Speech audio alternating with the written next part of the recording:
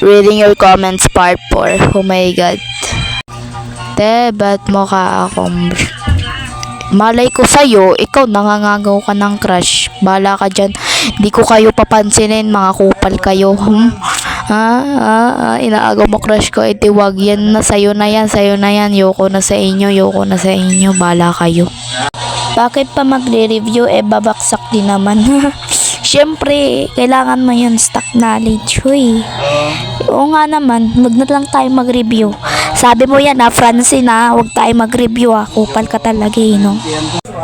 Ate, andito ulit ako, nakakapiling siya. Mabuti siya, nakakapiling kayo, hindi. Wala, talo kayo. Yung isa dyan, yung dalawa dyan, sorry kung nasira ang pagka-love team nyo, ha? Love, kamusta exam mo? Huy, grabe naman, over. Mabuti pa to, nagtatanong kung kamusta. Yung dalawa dyan, sorry na lang, nasira yung pagka-love team nyo, ha? Kamusta exam? Wala kaming pasok, kaya hindi kami nag-exam. Pero, kailangan pa din mag-review, di ba? Para double sure, di ba? Sabi ko sa inyo di ba? Bakit ganun sila may jowa, ako wala? Same tayo, same tayo.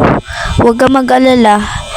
May crush nga ako dyan, kaso nga lang yung isa dyan, may nangangagaw lang. So, kayo na lang, bagay naman kayo di ba? Mga straight kasi kayo Balik ko ako, wala akong magagawa, di ba? Si Ate Freya nag-repost. Oh, thank you Ate Freya. Tuwang-tuwa na ako doon.